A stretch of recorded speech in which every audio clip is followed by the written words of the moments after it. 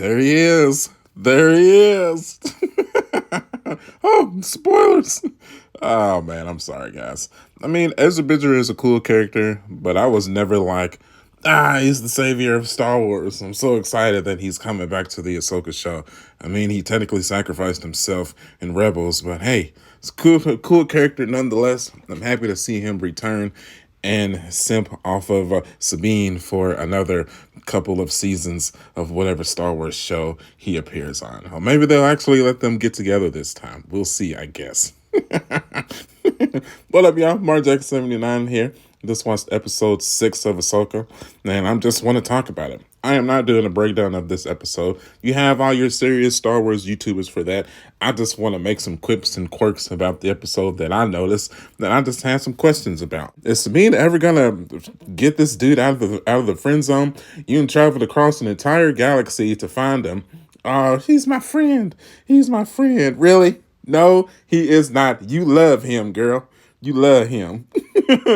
Can you take it to at least let him get to second base? Gosh, please, please. I mean, for God's sakes, he was looking at that boy like I was looking at my wife on my wedding night. You can slice the sexual tension with a spatula. Meanwhile, here's the actual star of the show that actually has some great character development. This girl's going to turn. She's going to turn to the light side. Hell, she might even already be on the light side. Something's going to happen. You know, Ahsoka's going to get a hold of her, Sabine and Ezra, and all three of them together are going to turn her back to the side of the light. Something is going to happen to Warren. He's going to get like super dark-sided, or he's going to get killed. And because, I mean, she's already sad and upset that they have to go and take out Ezra and Sabine. That's not very dark-sided to me. But I like it. I mean, I don't know. She's definitely my favorite new character from this show by far. Now, I want to know more about this character. I want to know more about her background. I want to know how she was trained. She wasn't trained to be a Jedi. She wasn't trained to be a Sith. She was trained to be a natural force wielder, proficient in the dark side and the light side. You can clearly see it. I love what they're doing with her. Please, Disney Star Wars, do more of this. We don't need pure goody two-shoes. We don't need pure evil. I mean, we do, but it's just good to see one kind of tittle-tattle back and forth between the light and the dark. Those are my favorite type of characters, truly. Pretty strong rumor going on around that Balin is her dad and he got along with her night sister to create her. I'm definitely all for that rumor. I think that would be super cool. Let's do it, Disney Star Wars. Make it happen. Back to Sabine. This was definitely my favorite episode featuring her by far. She got to utilize her Mandalorian skills. She got to utilize her Jedi skills with the lightsaber to take out the pirates of the desert planet. I can't remember the name of it. I'm sorry. I told y'all I'm not a serious Star Wars YouTuber. I'm just a dude that likes Star Wars. That just likes to talk about it. But yeah, man, she really got to showcase her skills from Rebels. I really, really enjoyed that. I think definitely this scene pushed me to going ahead and want to put down that pre-order for her Black Series action figure. I definitely need her on my shelf. I'm surprised that they have not announced a Shin and Baron yet. Actually, I think they have, but I definitely need all three of those characters on my shelf. Sabine is about to come out here shortly, so we will be adding her solely based on that scene. I cannot wait. I loved every bit of that choreography. Super cool. I loved her interaction with Ezra. She's clearly in love with that boy, like I stated before. I can't wait to see what holds on for the future for episode 7. Let's talk about this weird alien dude. Cute, colorless Star Wars characters. You know that's the norm when we got to get at least one per series. It looks like these little species of characters are definitely fitting that bill. I'd be shocked if the next time I go to Disney World, I don't see tons of stuffed animals based off of these little scary, cuddly looking shelled creatures. They kind of had a funny way of talking. They kind of sound like little squeakers, little mice men, whatever you want to call them. But cute little interaction between Sabine and the little snail mice men here. So it's just a really cute, cuddly episode to showcase that Star Wars is more than just the light side and the dark side. You gotta bring the kids into it too. And these type of characters is holds true to definitely bring that for the forward to sell that merchandise. Gotta love it. Hey, there he is. Grand Admiral Thrawn finally makes his live action appearance in the show. You know, everybody's all intrigued about about, like, what is his motivations? What is he trying to do with the galaxy? What is he going to do? Oh my gosh, it's Thrawn. You know what I want to know? You know what I really, really want to know? What's this boy do for fun? I mean, is he a drinker? Is he a smoker? Is he all about the women's? Is he all about what's the fruits of the Star Wars universe that Thrawn likes to indulge in? No, he likes to conquer and take over. We clearly know this about his personality.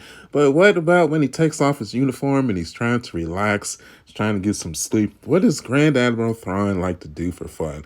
You can't convince me that old girl that went across another galaxy, that he wasn't laying down the pipage to free him from the galaxy. You cannot convince me otherwise. It's the truth. Actually, I also think he was laying down the pipage to the sisters of the planet as well.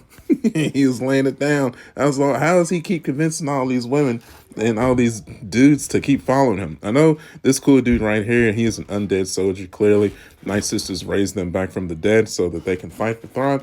But Lord have mercy. Well, what is he saying to them? How is he convincing them? Does he have some kind of magical intellect powers to just convince people to, you will follow me to your death and you will do it proudly and you will do it with a smile on your face because I am the king and you will do whatever I say. But I guess that is kind of the cool thing about him. He doesn't beat his enemies with brawn and power and strength. He beats them with intellect. He's kind of like the Lex Luthor of the Star Wars universe. So you definitely have to appreciate him. I know this is that book going around that kind of tells his story, and he's also obviously the primary villain antagonist in Rebels.